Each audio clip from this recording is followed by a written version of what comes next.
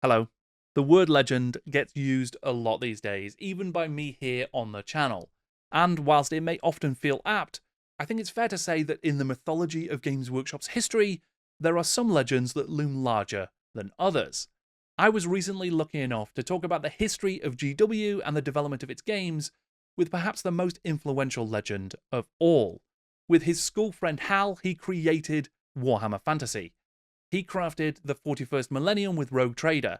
He wrote the first draft of Warhammer Fantasy Roleplay. And he shepherded the Games Workshop design studio through some of its most creative, innovative, and successful eras. I'm Jordan, this is Jordan Sorcery, and this is the big one, because today I'm in conversation with Rick Priestley.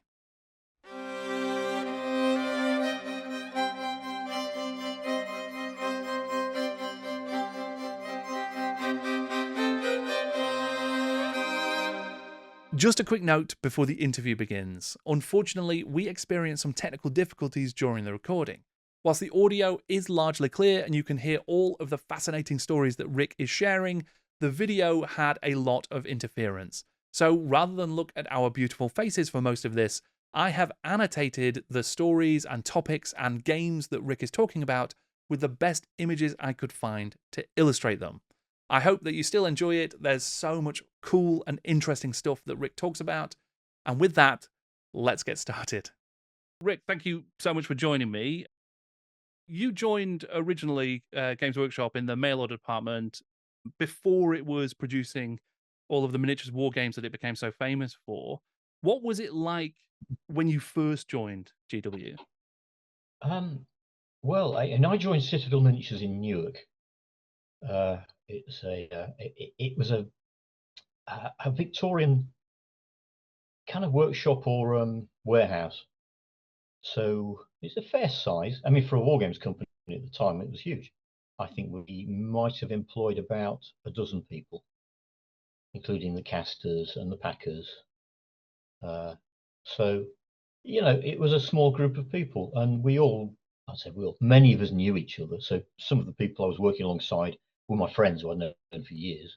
And, it was quite intimate, really. And everyone did, to some extent, everything. Mail order wasn't, I mean, I was the only person doing mail order. I was the primal troll, as I often say. And I I would be doing everything. So that would be booking in the mail order, opening, because it was literally mail order. It was all, everything came through the post.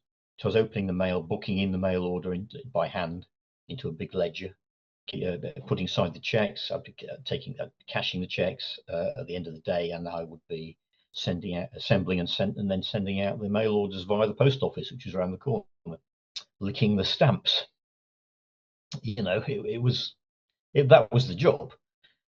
So really, depending on how many mail orders you got in the day, you were either run off your feet, or sometimes you got everything done by lunchtime. Yeah, it wasn't a massive operation. And my job was to build it, really, which I did. And the way you build mail order, excuse me, falling apart now. The way you build mail order is basically by sending people what they want ASAP. Now you have to remember, in the 70s, if you sent off to a toy soldier company for your figures, it might be minifigs or Hinchcliffe or whatever, and we do this as teenagers, you'll be waiting at least a week, probably two, sometimes up to 4 or 5 weeks. I could get an order together for a campaign at the beginning of the school holidays in the summer, and the order would arrive as we were going back to school. It was quite likely. And that was the standard in the day. So actually getting stuff back by post, which was our aim, was in itself a huge thing. And it just made people confident. And what we could do is we could get a repeat order out of the same person. We then developed mail order sheet. I think Bryan Ansell had already done this, but I kind of took it on as well. It's part of the job. Was I put together like offer sheets, which were an A3 sheet of paper, which had all the latest things on, often with little drawings by Tony Ackland, who joined at the same time as me. And we'd do offers. So entire Orc regiment, one each of everything that we did. We were going to launch that week, that release. for this much, and if you buy this, you get this for free. You know, we did lots of that sort of thing. And what would happen? It would be I'd send a mail order out with one of these sheets in, and then within a few days back, the sheet had come back with a new order in it. So you get the same person ordering multiple times throughout the month. And we just built the business up that way. And in the end, I employed a couple of people to help me, and then one of them took over, and I concentrated on the on doing the promotional stuff, so on the written stuff. So I wasn't doing mail order for an awful long time. It seemed like a long time, but it can't have been all that long. So that was what it was like when I joined. Yeah, and of course, if something wasn't on the, because we had big racks, everything was racked out, and all the miniatures were unpacked stock in little. They were like bread, but you know, these little baking tins that you get that are about I don't know, about A5 size, little metal baking tins. Sure. All the stock was kept in these little metal baking tins on the racks. So it was unpacked stock, because you sent mail order out unpacked if you could, because it was cheaper. So I'd run around the racks, assemble everything out of these little metal baking tins. And if there was no stock, I would get the mold, which was in another set of racks at the other end of the warehouse, and I'd go and wait until the casters were on their break, and I'd rush in and cast the models up. And but sometimes they can, but because they were paid by weight, they were quite fussy about it, because casting into a cold mold is always a bit of a hassle anyway. You often have to cast a mold twice to get a good fill. So they didn't particularly like doing it, but that's why I'd always wait for them to go on their break and nip in. So, you know, and I did stretches of casting, and then I did stretches of trade order packing if I needed to. You know, we did everything. That was the sort of place it was. You know, everyone pretty much did everything. The casters were rated casters. They weren't gamers. Most of the people doing the warehouse, you know, the order fulfillment, were at least had some experience of gamers. You know, we were otherwise unemployable. You have to remember that there was no gaming industry in those days. It was a kind of just something otherwise unemployable hippies did. Right. Well, I mean, and this was the beginning of the industry, right? You guys were the ones who were literally creating a lot of what it came to be. Yeah, I mean, there'd been a toy soldier industry of sorts, i.e., other unemployable people doing their own eccentric thing, for ever since I think late 50s. So, you know, as old as me, really. Certainly throughout the 60s. So they were. I mean, there were other companies, but Citadel quickly became probably the largest, simply by offering a very good service. Well, I was going to say those mail order leaflets became quite an institution. The Citadel offer sheets you were talking about there, and then they've also now become an incredible resource for the archiving and sort of history and understanding the progression of Citadel over that time. They haven't. I wish I'd kept one of everything, but in fact, I kept nothing. So, I mean, do you ever look at? There's a couple of resources online, like the stuffoflegends.com, where they've got all of the or as many as they can find, like images of all of those leaflets and stuff like that. Yes, I do, and in fact, I think I've contributed something to the. No, I'm thinking of the there's the Lost Miniatures wiki as well. Sure. Which no, I'm reasonably familiar with all that stuff. Stuff of Legends is Rich Hale, isn't it? Yeah, no, he's somebody I know reasonably well. He lives in America now. In fact, he used to work for Games Workshop at one time, before my time, I think. Right. No, it's a small world. Yeah, it's interesting how you often see so many names sort of popping up and turning up. I suppose because there's as much a passion as anything else being involved in this kind of world, isn't it? Yeah, well, I always say that these days it's very different, because games have a different sort of social context. But in the late 70s, if you ended up working with toy soldiers in the toy soldier industry as designer, as a whatever, or even as a hobbyist, or you see, people who wrote war games rules were just guys who did stuff, and they just fancied publishing war games rules. It wasn't in any way professional or a money making thing. But if you wanted to do those things, you had to really want to do it, because there was very little money in it, and it was more on a hobby basis, and it was inherently difficult. Whereas I think today publishing isn't inherently difficult; it's quite easy. Too easy, in my opinion. Make it harder. You think that then breeds a bit more like quality within the product if there's a few more Well, barriers and stuff? dedication, that's for sure. Right. Determination, bloody mindedness, even. Sure. But I was talking to Alessio Cavatore the other day, and he was telling me how many board games, because he designs board games as well as and runs a company that makes board games. Hmm. And he was telling me how many new board games are released every single year, and it's thousands. It's just overwhelming. Hmm. Whereas I think that wasn't the case back in the day because the skill to do it was and to do the production work and the manufacturing was quite limited. And it was during my time at Games Workshop and remained so, I think. Um, it wasn't until I pretty much stopped having a hands-on approach that the whole desktop publishing became standard. Right. Digital imaging became standard. I mean, during my time, it was all that was in development, but it was certainly not a fixed thing. I think now Games Workshop's miniature designers all design digitally. Sure. And I was talking to the man that actually runs or some of their sculptors because they divide it into different departments. And he was telling me, I was kind of giving him, how many do you employ these days, a line? And he obviously was discreet. He didn't tell me, but I know that they employ getting on for 100 sculptors overall, Right. something like that. It's astonishing, isn't it? Mm. And they're all designing digitally. We were designing not digitally. We couldn't. The technology wasn't there. We were all hand sculpting, and trying to get a new designer was agony. And in the end, we had to institute a design a sculpting trainee program just to try and bring people on sculptors. But if we had half a dozen functional sculptors at any one time, then we were lucky. Yeah. And So still different able days. though to create some timeless pieces, some incredible miniatures that have stood the test of time, and games, of course, as well. I'd like to think so. Yeah. Yeah. But they're of their time. I mean, the standards do change. I'm not sure that standards in game design, fashions in games design have changed a great deal. That's for sure. Yeah.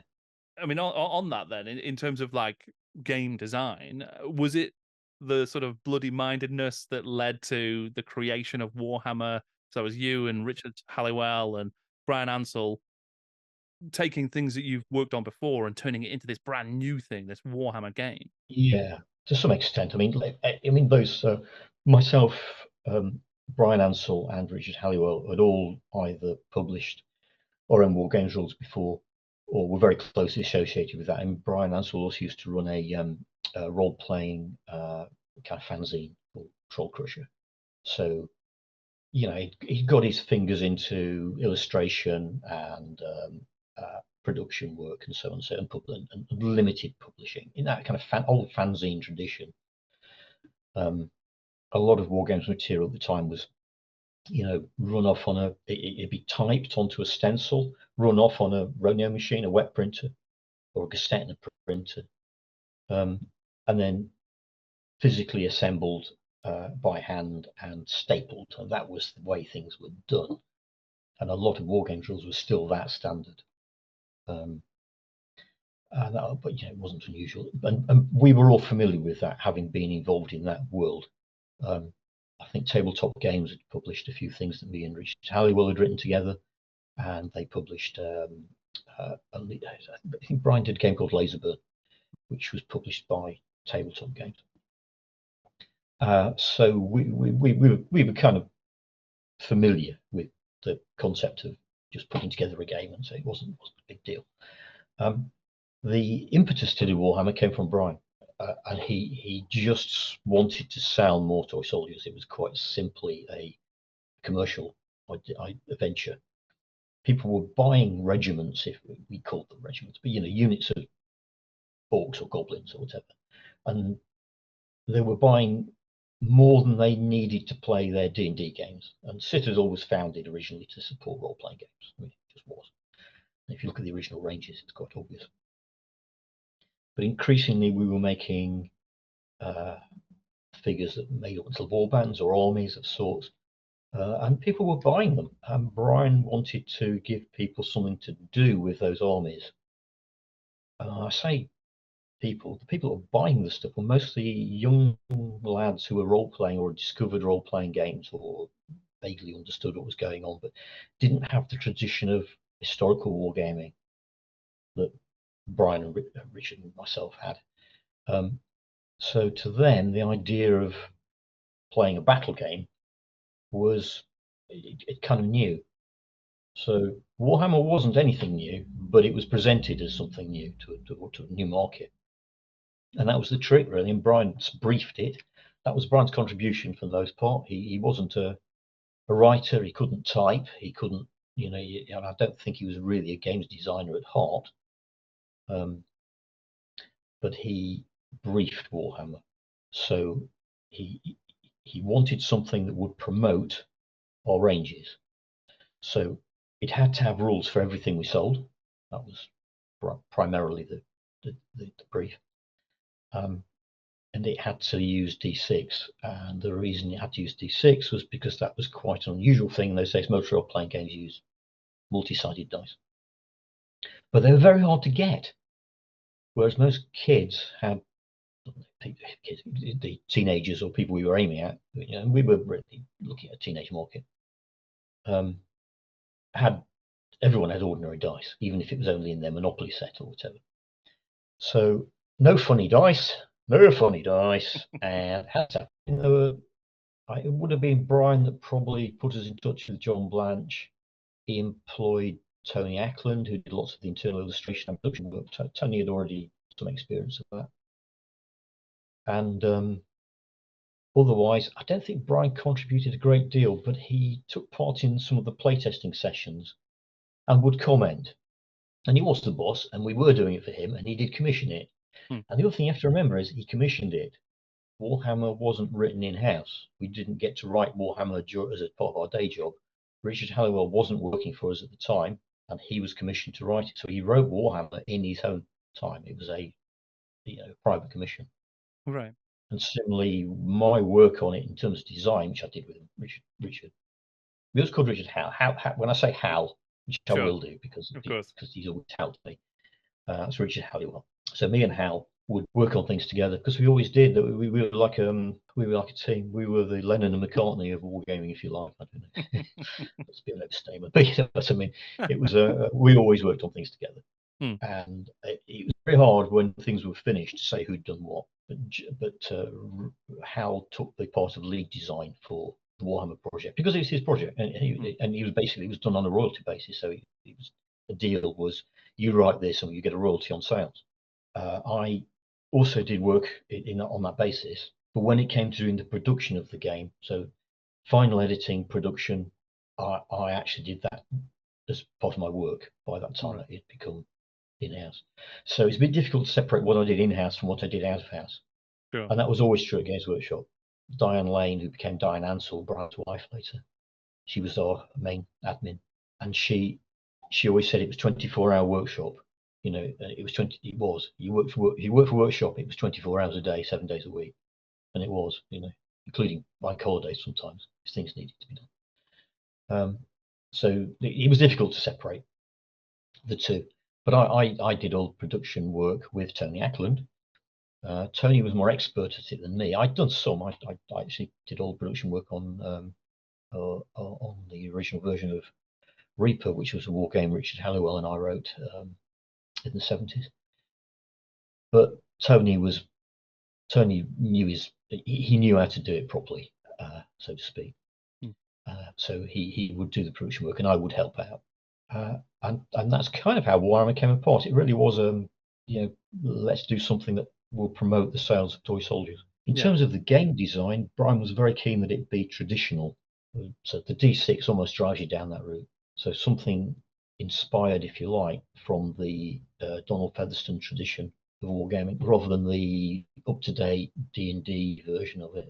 Although I said that D&D is itself inspired largely by that type of wargaming.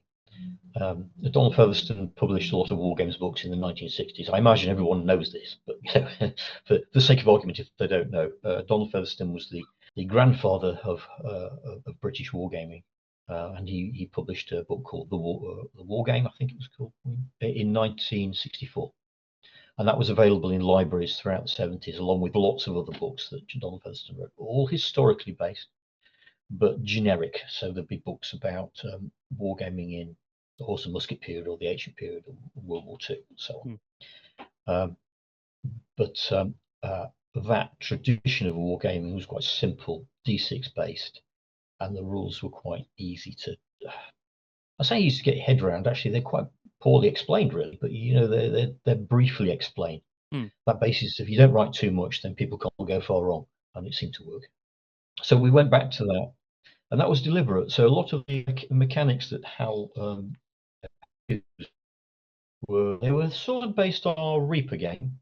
Our Reaper game used D100s, but he changed it to a D6 series of system, which in fact made it a little bit more like Donald Featherstone's ancient rules in his wargame book, which he himself didn't actually write. They were written by a chap called Tony Bath. So, you'd roll a dice per man, and you'd have a hit and a save.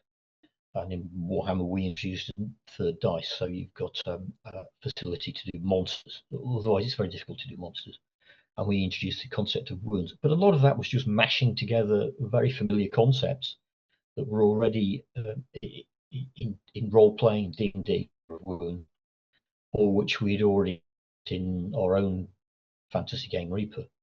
So there wasn't a great deal. I wouldn't say the original Warhammer wasn't an mechanically innovative game, but what it was very solid and easy to get your head around, and it translated easily from a role-playing system because you're rolling a dice for every man, and that's how D&D worked. Or you're rolling a dice for everything that attacks you. Again, that's what D&D worked, or for every attack. So it wasn't conceptually groundbreaking. And given how little money was involved, I don't think we wanted to spend forever doing it. So it was, I would say, knocked out, but it was joyfully banged out. The concept that it was going to be around for like 50 years would have made us laugh heartily. Yeah. So and if you look at the very original Warhammer, and I beg you not to, then the standard of production is quite poor. I mean, it wasn't properly edited. I knocked it together, and my spelling was atrocious in those days. I'm always embarrassed whenever I go back to it because it's one of the things a lot of that was corrected for that second edition, though, right? When you then having seen, presumably seen the success of that first edition, how much appetite there was for it, then cleaning it up. And how many people criticised the slightly poor levels of English and grammar, which mortified me and immediately made me like, right, I will get it right next time. Thank you very much. And I didn't mind. I always took an attitude that your editor is there to save you from yourself. And we never had editors really, actually, but we increasingly had people who were more literate who could proofread. And I became conscientious. Where's the dictionary? And then the marvel of marvels, word processing software started to incorporate spell checkers. Thank God, and we were a lot better place. For those early editions, was there, because they obviously you sort of created that rule set, but there wasn't that well established a Warhammer world yet. Was that a decision that was made to like keep it generic and just write it's fantasy as an entire setting? Yeah, I think for the very first one, we just never considered it. Hal did a scenario for it, which introduced a sort of a little capsule world, I think he called the Red Wake Valley, which was typical of what Hal would do. The concept of having a world didn't really, it didn't come from a let's create a Warhammer world. What happened was, it was let's do a regiment of renown. Let's do a special regiment that has a character. And Bryan was very keen on things being characterful. That was almost like a Bryan word. So let's do a regiment that's got a name. It's led by a specific person who's got a history and a background. And let's give it a musician. And he's got a name as well and a special ability. And let's have a champion. He would have a special ability. And a standard bearer, and he too would be an individual. And so on. So the figure designers would come up with these things that probably been briefed by Bryan, or originally at least, and then I would get them, and who is this character? Oh, I had this idea that he was this sort of thing. I thought, okay. So I would generally invent the names and come up with all the detail. And eventually the figure designers would just churn up with things that were in that tradition. And I would kind of go, oh, okay, I think I can do something with this. Famously, Goblin Fanatics. Twins turned up with the very first Goblin Fanatic figures. Oh, we thought these were fun. Yeah, thanks. And I'm a games designer, I've got to do something with these. And I came up with the Goblin Fanatic idea because it just, I don't know, they just took my imagination. And the Perrys might have been involved in the odd game when they came up. They worked in London at the time, where they lived with their parents.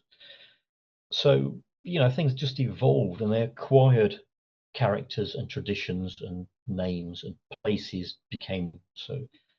Yeah, some of them were Tolkien-esque. So the World's Edge Mountains I just came up with, and I thought, well, it's the World's Edge Mountains. It's a bit like the Misty Mountains, really, isn't it? It's right down the edge of the world.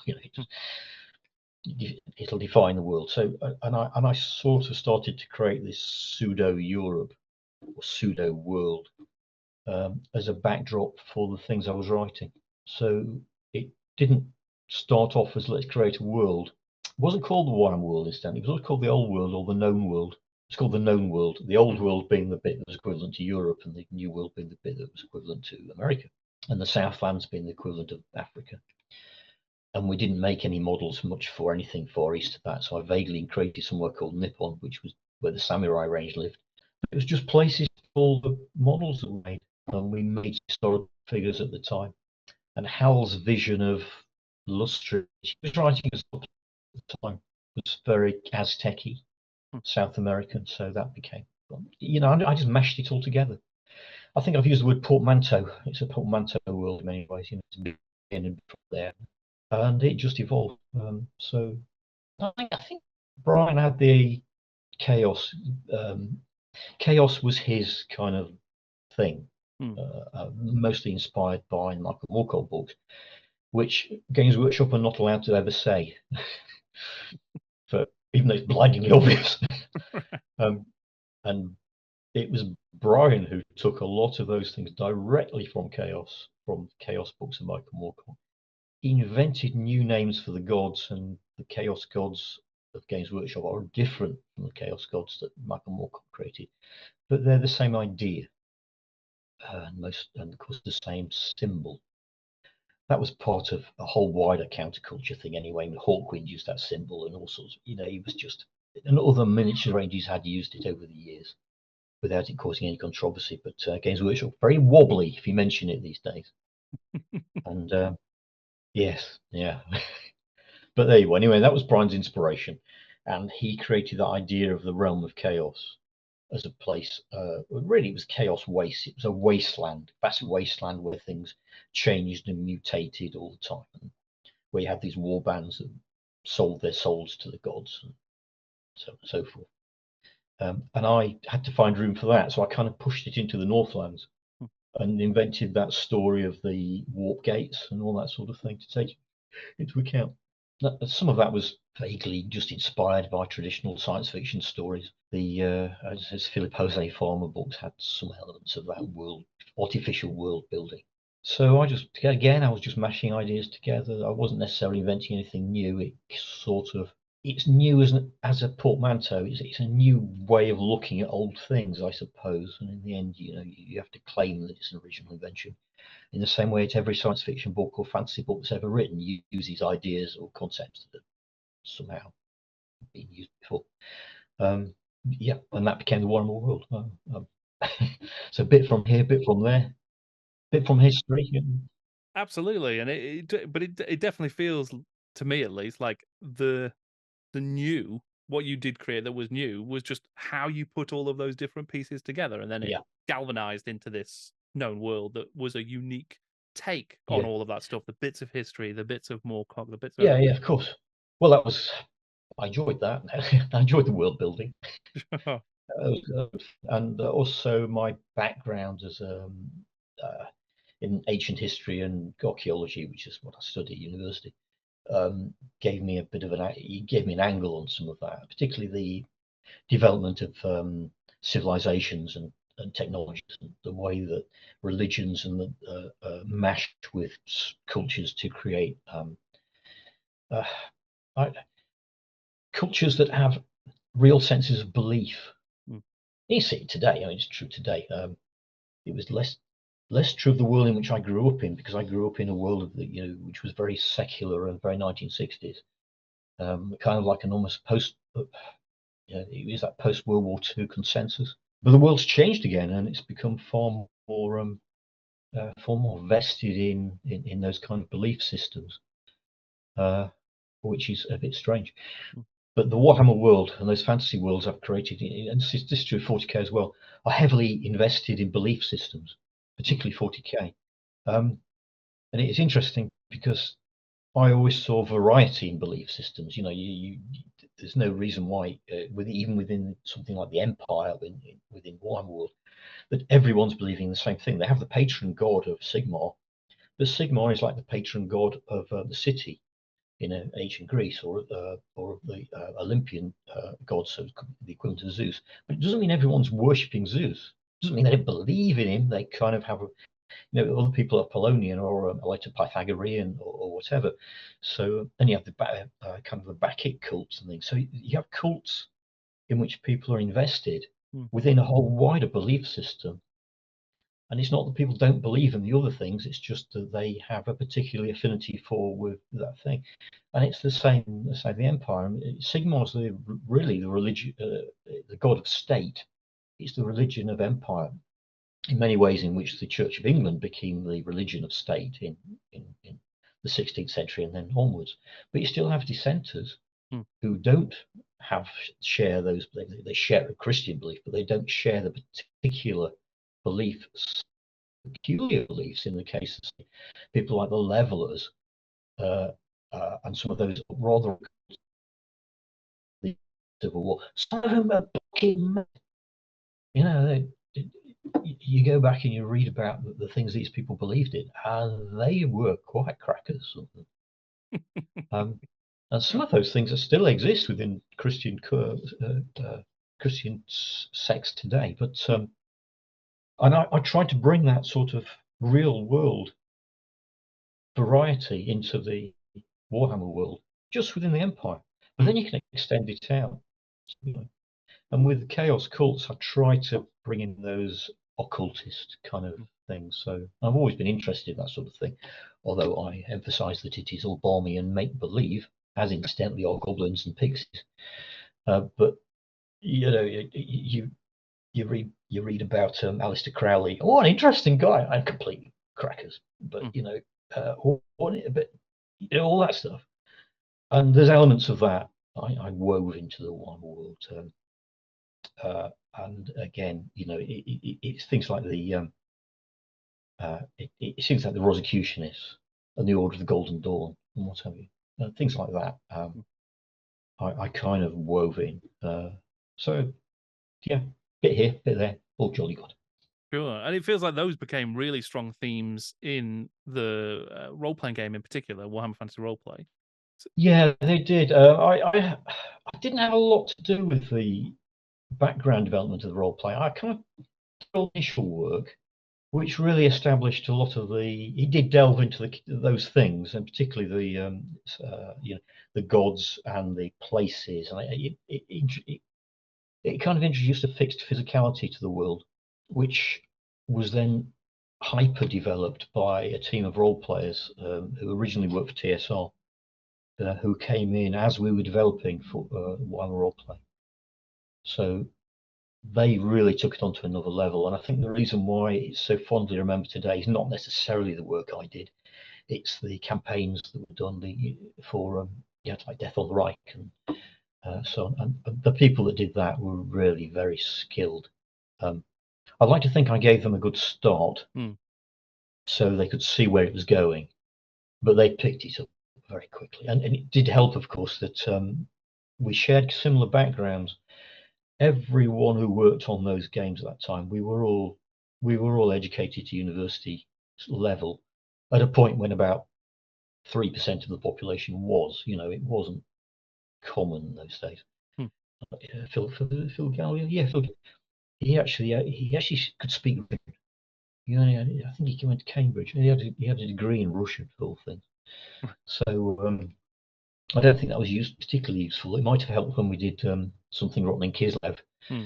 but I don't think it's directly useful. But a lot of the rest of us had a history background. There were at least 3 archaeology graduates working for us at one time. We could compare horrendous stories of digs we'd been in and holes we'd been in, literally. So it was a very well educated and aware group of people who understood the history of what we were doing to some extent. So I wouldn't say I kind of the be all and end all there. I started it off, and Hal contributed too. To the I don't think he was working for us again. Hal had periods of working for us and not working for us. Not working for us. So a lot of what Hal did was on a freelance basis. So, and obviously the world that was then sort of created out of, or deepened, I guess, through Warhammer Fantasy Roleplay, kind of fed back into the world that was seen in the war game as well, didn't it? I mean, how did it feel to see your creation or something that you had a big hand in initially creating, then expanding and evolving at the hands of all of these other creative people who are sort of adding new stuff and changing things and moving things around? Well, I didn't mind. There were always new things to get on with, and it was work at the end of the day. I think I recognised fairly early on that when it came to most game creation, I was better at broad brush stuff and parameter setting than I was at content creation. I was also like to think I was quite good at the background creation. So I would often, so later on in particular, I would kind of do the initial work, brief out the army book or the detail work, and then let somebody else fill it. I'd often do the background in more detail. And I was quite happy to do that because I think they were better at that than I was. And also that was quite hard work. I mean, to my mind, that was the hard work, whereas a lot of the mechanical creation was the fun stuff. I thought, well, I quite enjoyed doing this one, didn't I? That sort of thing. It didn't worry me. No, that was fine. What I found was that other people jumped on the bandwagon, whether I wanted that to happen or not, because I wasn't the boss. And Bryan, in particular, wanted 40K was going to be a successful media for expression of science fiction ideas, decided to pitch in, and he did a lot of things for 40K that I would never have done. So the whole thing then started to build out, and it became a portmanteau universe of sorts. Yeah, but at the end of the day, there were always new things to be getting on with and new things to do. So I just got on, did whatever was needed doing. Yeah. Well, I mean, on the topic of Rogue Trader, then, so obviously that was a science fiction game. It drew on elements of the sort of fantasy world of Warhammer at the time, and you had sort of previously talked about doing a spaceships game, and as you say, Bryan Ansell was not too keen on the sci-fi world. How did it even come to pass that you were creating a new science fiction skirmish war game? Well, yeah, the name Rogue Trader comes from a game that I had written before I joined Games Workshop, which I joined Games Workshop on the understanding that it would be produced. It was a spaceship raiding trading game that was a bit like Traveller, but it was more focused on the actual ship combat. And I designed a range of spaceships to go with it, which Games Workshop bought off me and incorporated into their science fiction ship range at the time. So that was a different thing. It had the concept of the fantasy races in space. So the bad guys were orcs, the sort of the elder race that had been around for thousands of years and was Eldar, elves in space. I don't think there were dwarves in it. And the humans were the sort of Federation broad, sort of vaguely something like the Empire. We had your squats as well in place of the dwarves. I don't remember. I did. But yes, in 40K they did, but I don't think in my original Rogue Trader spaceship game, I don't think they were. Right. Sorry. I don't think I made that many spaceships. Right. Forgive me. Sorry, I thought you meant the base game for the Rogue Trader. Yeah, the base game for 40K. Now, what happened was that we started to incorporate science fiction elements very quickly into our Warhammer games because Richard Halliwell and I were always into that sort of stuff. And if you read Reaper, it's got lots of science fiction elements, and we liked that crossover stuff. The and a lot of Michael Moorcock is like that. It's fantasy-esque, but with a futuristic kind of feel to it, particularly the Runestaff series. And in fact, the original name for Warhammer was Runehammer, kind of inspired by that Runestaff series of books. And we changed it because of the potential confusion with RuneQuest. And that's how it became Warhammer. But as we were playing Warhammer games, we were incorporating little science fiction elements. So especially with the Slan. The Slan were pretty much that. They were the science fiction, the very futuristically inclined, advanced species. Might have been Cthulhu-esque, if you like. You know, the super advanced aliens that had landed on Earth, decided to create the Warhammer world, but then, through to some disaster, had regressed into a sort of a pseudo fantasy type of or medieval kind of status, and that meant there were science fiction elements amongst all of the hordes. So the ziggurats that they built, like spatial engines or warp gates or little Ori weapons and things like that. And that was just always part of how Hal envisaged the world. That was his little bit that was that, which was stitched in as illustrative. Always had that. I kind of incorporated that into the idea of conquistadors. Well, I mean, Hal did really. His conquistadors were Vikings. So it was as if Leif Erikson's discovery of North America had kind of got off to a better footing, and the Vikings had then started to colonize the American South America or Central America, the areas occupied by the Aztecs. So you've got that. We always used to refer to the Slan as the demon Aztec frogs from outer space. So that was an element of our Warhammer games. So the idea of science fiction games in Warhammer started to just build.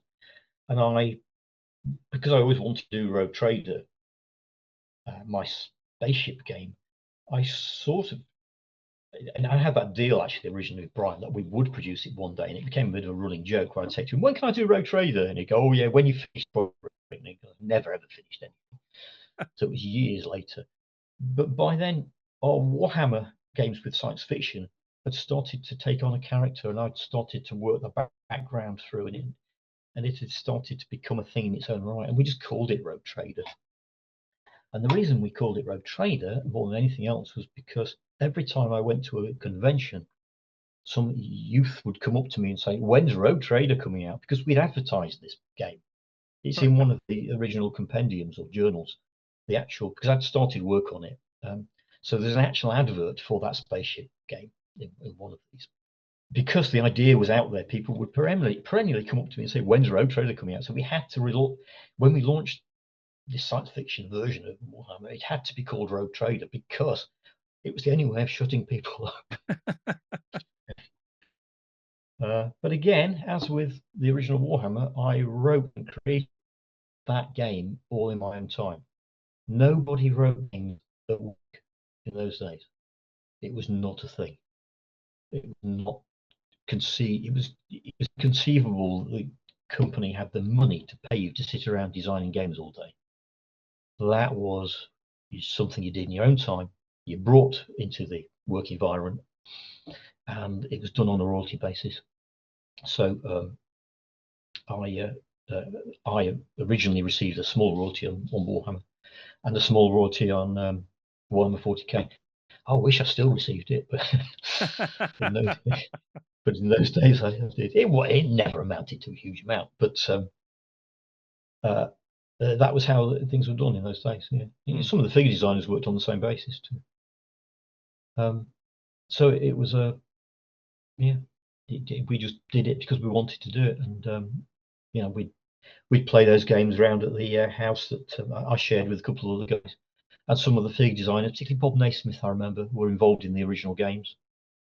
And that sort of inspired him to create some of the models. So that's it.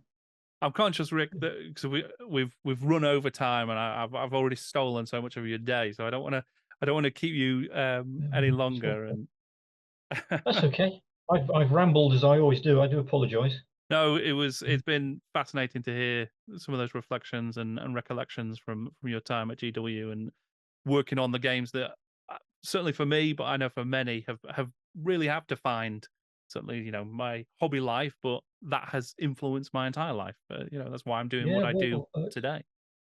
I have to say, I mean, I have to say the same, really. And I was very lucky to be the right person in the right place at the right time. And none of this would have happened without Bryan Ansell and his vision of what a toy soldier industry, fantasy toy soldiers could be. None of it would happen without Bryan. And none of it, I don't know if Warhammer would have been Warhammer without Hal. Uh, and if I had a talent, it was for seeing somebody else's good idea and making it better, or making it work, or fulfilling it. I think Bryan would say, not quite fulfilling it, but good effort, really. Because nothing was ever perfect. He was a perfectionist, and that was what drove him, and it's what drove all of us in the end. We all wanted to do right. We wanted to do good stuff. Thank you so much, Rick Priestley, for taking the time to talk to me and being so generous with all of those amazing stories and your experiences working at Games Workshop and Citadel Miniatures. I am just genuinely still in awe. I cannot believe that I got the opportunity to talk to Rick Priestley. Just genuinely, I can't quite believe it. An amazing experience. A huge hobby hero of mine, and just a massive influence on my gaming life and my life as a whole. So I am really, really grateful that Rick took the time. I just can't quite believe it. And it's only thanks to you supporting the channel and supporting me on Patreon and just allowing me to do this work and to have these conversations. So I'm grateful not just to Rick Priestley, but also to everybody here who's watching and commenting and liking these videos. Thank you so, so much. If you want to see more interviews like this, I've got other ones here on the channel, and there is a longer version of my conversation with Rick Priestley that's available exclusively on my Patreon. I've included a link in the description below, only if you're interested, but there is some cool stuff there as well. Thank you very much for watching. I am Jordan, and this is Jordan's Sorcery.